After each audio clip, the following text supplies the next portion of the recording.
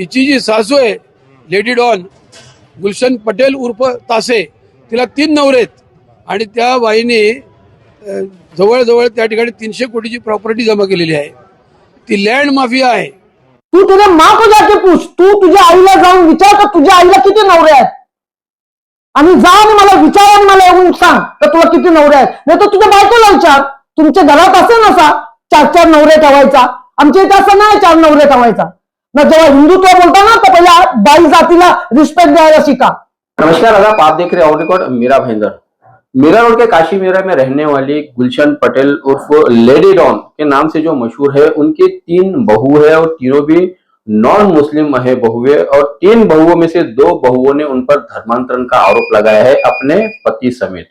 उनकी जो छोटी बहू थी, उन्होंने 1 महीना पहले काशीगांव पुलिस स्टेशन में उनके खिलाफ में जो आरोप लगाए थे उसका खुलासा तो उन्होंने हाल ही में किया, लेकिन दूसरी जो बहू है उस बहू ने आज पिंपरी चिंचवड़ में घर वापसी करते हुए कई सारे आरोप लगाए हैं। और उस दौरान मीडिया कर्मियों से बातचीत करते हुए कुछ वहां के स्थानीय लोगों ने कहा कि गुलशन पटेल के 3 हस्बैंड है।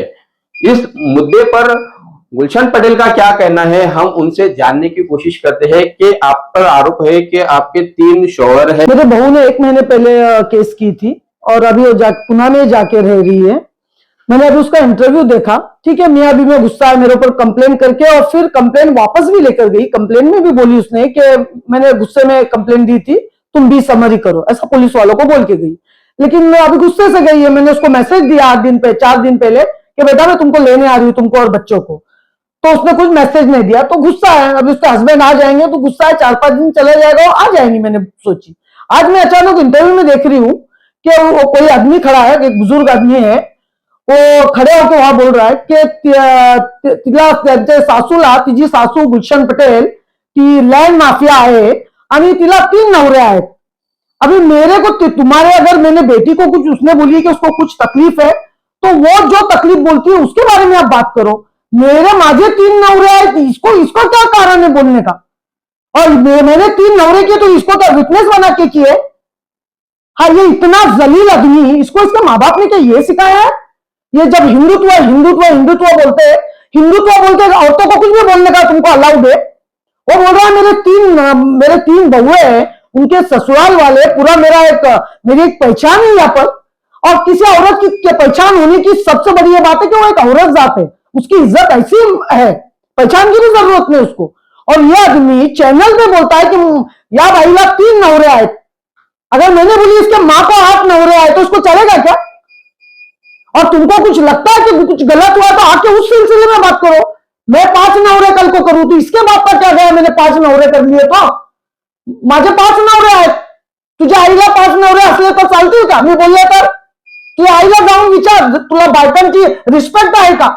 आणि कोण असा करतो की एखाद्या बाईला काही बोलायचा, काही करायचा? 3 नवरे जाऊन प्रूफ दे ना मला, आणि तुझ्या आईला पण जाऊन विचार की किती तुझे बाप आहेत आणि तो आलेला आहे जगात, जाऊन जरा विचार तू। गुलशन पटेल जी, आप पर यह भी आरोप है एफआईआर में, जो हमें पता चला है उसके मुताबिक, कि आप अपने बेटे जो जिनका नाम आतिफ तासे, उनको भड़काया करते थे और वो भड़काने के बाद में ही वो अपनी बीवी पर जुल्म करते थे, हाथापाई करते थे, मारपीट किया करते थे। अभी देखो, जब भी वो दोनों का झगड़ा होता है, पहले तो दोनों भी एक दूसरे के बगैर रहते नहीं। जो हमारे सारे नौकरों को, सर्वेंट लोग को तुम इंक्वायरी कर लो, पुलिस ने आके इंक्वायरी करना, ना अलीजा आतिफ के बगैर रहती है, ना आतिफ अलीजा के बगैर रहता है। पूरी दुनिया एक तरफ और अलीजा और आतिफ एक तरफ। ना आतिफ उसके बगैर रह सकता है, ना अलीजा उसके बगैर रह सकती है। तो उसको ऐसा लगता है कि कुछ चीजों में अम्मी ने उसको बोलना चाहिए, वो अभी कुछ केस हुए तो उस सिलसिले में बाहर है। अलीजा को अगर आतिफ बाहर गया तो वो थोड़ी पॉजिटिव है, या जो भी आपस में जो भी, वो अगर अलीजा के साथ में आतिफ है तो अलीजा शांत है। वो दोनों जब भी अलग होते हैं, कुछ भी प्रॉब्लम की वजह से कुछ आ जाते हैं मुश्किलें, अभी बिजनेस में आतिफ भी कभी कभार कुछ प्रॉब्लम्स आ जाते तो अलीजा डिस्टर्ब होती है। तो मैं क्या बोलती हूँ, बच्ची है वो, हो गई डिस्टर्ब, जरा गुस्सा उतर जाएगा तो मैं भी जाऊंगी उसको समझाने के लिए। अभी वो पता नहीं किधर बंगला लेके रहेगी, वरना मैं खुद लाने जाना चाहती हूँ उसको। मैं बोलूंगी बेटा तेरे को क्या गुस्सा है मेरे से? और उसने उसके एक भी बच्चे पे उसको बच्चों से बहुत प्यार करती है, उसने बच्चों के सर पे हाथ रख के बोलना कि मैंने ये जो भी मेरे पे आरोप लगा, ये एक भी आरोप इसमें सच्चा है क्या?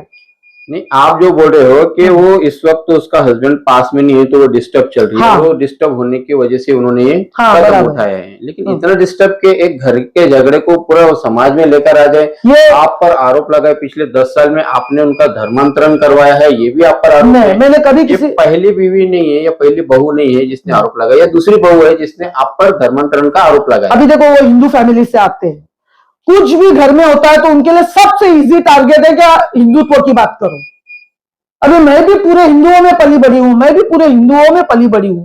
मैं ऐसा नहीं कि मैं मुस्लिम इलाके में पली बड़ी हूं, मेरे आजू बाजू में सारे नॉन मुस्लिम्स हैं, ऐसी कोई बात नहीं। हम लोग महाराष्ट्र से, कोकनी है हम लोग। अगर मेरी बहू मेरे को कुछ बोलती है तो मेरा सर आंखों पे, हमारे 4 बच्चों की माँ है। देखो, उसने अगर वो हिंदुत्व भी उसमें वापस भी गई है तो वो कुछ हमारी बहू नहीं, ऐसा नहीं होता है, हमारे बच्चों की माँ है वो बोले तो हमारे सर आंखों पर। चलो मैं बोलती हूँ मेरी बहू है, नाराज है, बोलती मुझे बोलने दो। ये आदमी कौन होता है मेरे को बोलने वाला कि तुझे 3 नवरे आए? तू तेरे माँ को जाके पूछ, तुझ्या आईला जाऊन विचार का तुझ्या आईला किती नवरे आहेत, आणि जा आणि मला विचार आणि मला येऊन सांग तर तुला किती नवरे आहेत. नाही तर तुझ्या बायकोला विचार, तुमच्या घरात असे नसा 4 नवरे ठेवायचा. आमच्या इथे असं नाही 4 नवरे ठेवायचा ना. जेव्हा हिंदुत्व बोलता ना तो पहिला बाई जातीला रिस्पेक्ट द्यायला शिका. आप पर ये भी आरोप है कि आपने अबॉर्शन करवाया आपकी बहू का। उसको पहले बच्चे के बाद वो सेकंड बच्चे में प्रेग्नेंट थी, तो उसको 5वां महीना था। उसके माँ ने हमको बिना, हम लोग मुस्लिम लोग बच्चा गिराना मानते नहीं है, बहुत गुनाह मानते हैं, हम एक खून मानते हैं। अभी वो हिंदुत्व में क्या उन लोग बोलते हैं मुझे नहीं मालूम, क्योंकि मेरा उतनी बातें होती नहीं उनसे।